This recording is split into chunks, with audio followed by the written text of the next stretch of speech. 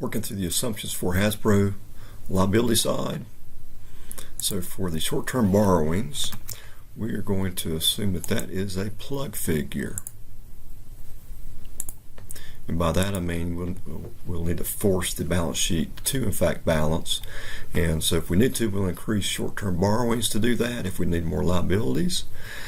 Alternatively, as we talked about class, we'll use cash as a plug on the asset side if we need to increase on the cash side to balance. All right, so that's the cash. Short term, it's going to be current portion of long-term debt. Current portion, that means how much is due to be repaid in a given year that is long-term debt. And one of the things we can do there is look at the 10K. So let me pull up the 10K right quick. And I've already done the search for it. Okay, so here we go. So it's on page 59. And here it lists the long-term debt. In fact, we could use this for the interest payments and at least partially in the balance sheet. But right now we're talking about the current portion of long-term debt. So if the long-term debt payments due by fiscal year, $350 million in 2017, nothing thereafter until we get to 2021. So we'll assume the 350 for the coming year. Again, we're projecting 2017 and 0 in 2018. We can look here at by issue to see. Here's by issue. It's on page 80. So we have the 6.3% notes that are due in 2017 for the 350. All right. There's the maturity for the other notes, other long-term debt issues. All right. So let's go back over here. Okay. So again, 350 in 2017 and 0 in 2018. And I need to delete that actually. All right. Okay, accounts payable. We can look to hear what's going on with accounts payable. It is increasing over time, and we might think that this would be related to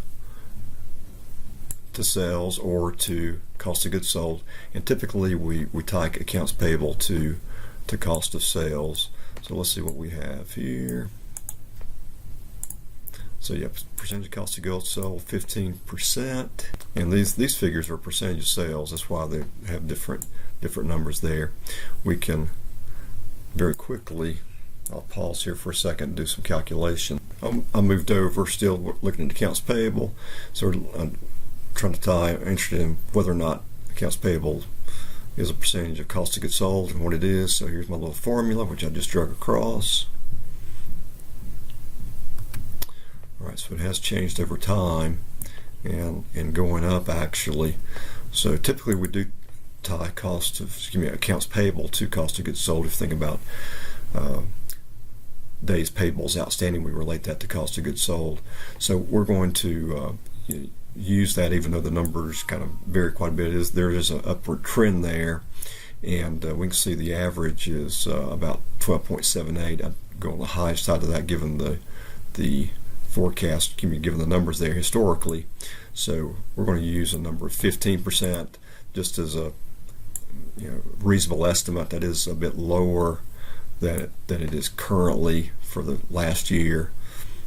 All right, but it does appear to be a little bit high. Maybe we're going to expect it to come back down a little bit.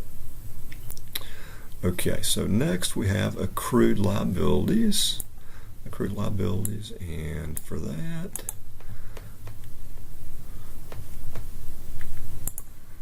okay, we're going to say percentage of sales also at 15%. So let's look at the accrued liabilities. Okay, so fairly standard over time. Some variation. So the average is 15.39. All right, been as high as 17.83. And we could alternatively tie this to maybe percentage of operating expenses. So, but we'll just keep it with the percentage of sales there. Again, these are not set in stone in terms of being the absolute best potentially. All right, total current liabilities are just the sum of the items above it, so there's no reason to make any assumptions here. So that's just blank. For the long-term debt, it's a conscious decision as to whether or not the firm issues new long-term debt. Now, we did look very quickly at the current outstanding issues.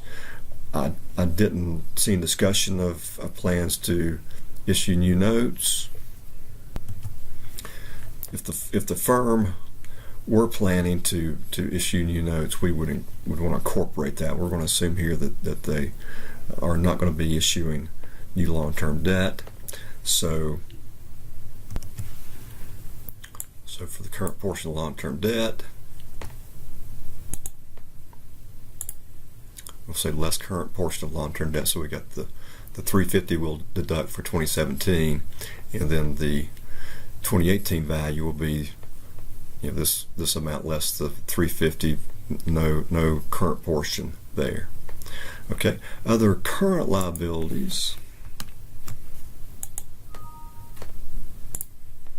I've got that fixed at the prior year. Let's back up and see, you know, what might be the reason for that. It is up and down, actually, as a percentage of sales, kind of all over the place. So kind of hard. Certainly looks like it's hard to predict. The 10K I glanced at and did not see anything that would suggest we should do anything in particular. So we'll just go with the prior year figure, basically. All right. Total liabilities, that's the same. Excuse me, that's just a sum of the items above it. Redeemable controlling interest. Again, we'd want to look at there is a section in the annual report. Okay, and here's discussion of the redeemable non-controlling interest. Very interesting reading. Very interesting reading. Hint of sarcasm there, and that there's no indication that it's going to change, at least from my reading of it. Now, maybe I should read it a little more carefully, but let's go back here. We're going to assume that this is fixed. Okay, that's my recollection anyway. Yeah, fixed at the prior year value.